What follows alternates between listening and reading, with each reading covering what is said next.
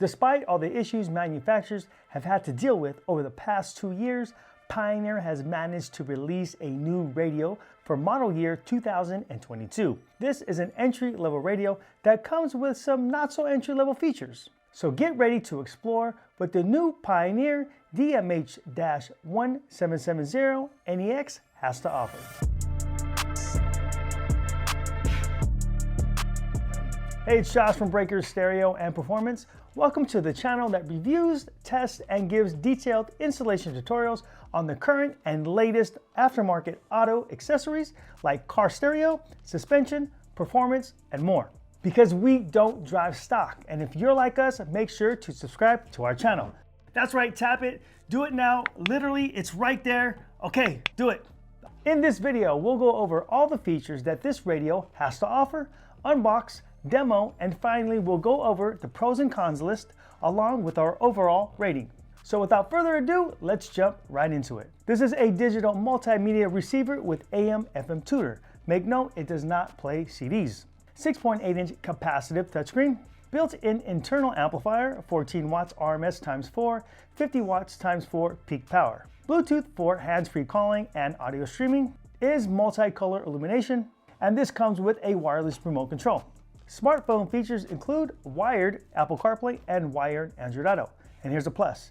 This does mirroring through the USB for select Android phones. Audio video features include playback of MP3, WMA, AAC, FLAC, and WAVE music files. Now here's a feature you do not see in head units at this price point. It has high-res, lossless FLAC audio files up to 192 kilohertz at 24-bit. This has a 13-band graphic equalizer, 7 EQ curve presets, high and low pass crossovers. Inputs include a USB port, a rear view camera input, with a 3.5mm AV input that could be used as a front camera input. And you also get a video output. This has 6-channel front, rear, and subwoofer pre-out outputs at 2 volts. Steering wheel control ready, adapter required, and this works with Sirius XM.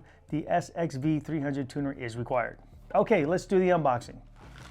All right, so this is our aux input, front, rear, and sub pre-outs, our camera input, and our steering wheel control input, the remote, your Bluetooth mic, USB extension here, and then this is your main harness with your power and speaker outputs. And then this is a Sirius XM tuner input, and then we have our hardware, owner's manual, warranty information.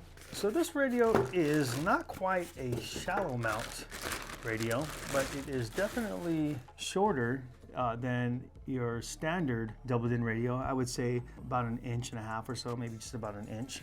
Okay, and that is your 6.8-inch capacitive touchscreen. And let's take a look at the back of this. Now this is much different than what we normally see out of Pioneer. So normally on here you have your RCA inputs. They're directly on the back of the radio, and then your other inputs, like let's say your Sirius XM input, is also directly on the back of the radio. You've got a lot of pigtails here, so all these cables for your inputs are all pigtailed now into the back of the radio. So that's definitely a different design there, something we haven't seen out of Pioneer before. Okay, this is our main screen here. As you can see, we have all our sources. We have radio, CarPlay, Android Auto, USB input, iPod, Sirius XM, if we had that hooked up, Bluetooth audio, phone, then we have our auxiliary audio video input, our rear camera, and then also mirroring as well. All right, so let's kind of go through a couple of things here. Let's start with settings. So here we have our system settings. We can choose our language, set the date, beep tone on or off, and then the system information. This is important to see what software you have. So if the radio ever gets kind of slow or glitchy, or there's an issue, or if you just want to check in general, you can go to Pioneer's website and go to support and look up firmware and see if there's a firmware update for your particular model. Okay, next we have display settings. You have light detect. Here we have our illumination. We can adjust for day and for night. All right, and then also here we can choose the color lighting we want here on the side. And then we could also choose our wallpaper. There's some presets here. And then if you wanted to, you can upload your own image. Next, audio settings and EQ. This is what the fader and balance looks like. So you can move that with the arrows, or you can just simply grab and move it that way as well. All right. Next we have cutoff, which is your crossovers. So you have your settings here. So let's take a look at the crossover points available. All right, so you have as low as 25 hertz, 32, 40, 50, 63, 80, 100, 125, 160, 200, and 250. So that's a pretty wide range, so that's pretty good. And those frequencies are going to be consistent for both high pass and low pass. Next we have EQ. So here you have a couple presets here on the bottom. You can also customize this as well. So simply grab the band and move it up and down so you can adjust. Next we have volume. In this menu, you're able to adjust the volume for certain things. You have main volume, ringer volume, talk volume, nav volume, and voice volume. We have speaker level. So this is used instead of using the balance and the fade. So for instance, if you wanted to increase the level on the front left speaker, you can increase that level instead of using the balance. And then also you can increase the level, whatever speaker you want, and then also the subwoofer level as well. Next we have loudness on or off, plus 6. Okay, so that's pretty high. So I can say this, the software on this radio is much different than what I've seen in the past from Pioneer. So they did do some changing here. All right, moving on. You have your Bluetooth settings, camera settings. Here you can adjust the camera input, viewing as normal or reverse. You could also adjust the parking assistant guidelines. Okay, either move that here. I believe you can grab it and move it as well. All right, or if you want, you can just turn them off as well. And then this is nice. You can also adjust the brightness, contrast, and the color of the camera. Okay, next is phone connectivity settings. And then from here you can select Android Auto or mirroring, but you don't necessarily need to do that. Once you plug the phone in, it will ask you if you want to change it over. All right, really quick, Apple CarPlay. So there's our Apple CarPlay menu. So you have your navigation applications like Maps, Waze, Google Maps, music applications like Music, Spotify, Pandora, whatever you have. And again, this is a wired connection. Okay, here's Android Auto. Most of you guys are already familiar with this. That is your main screen there. And then you can scroll down for more options. Let's take a look at the mirroring really quick. Okay, it'll ask if I want to switch it over. And then it'll connect to the mirroring.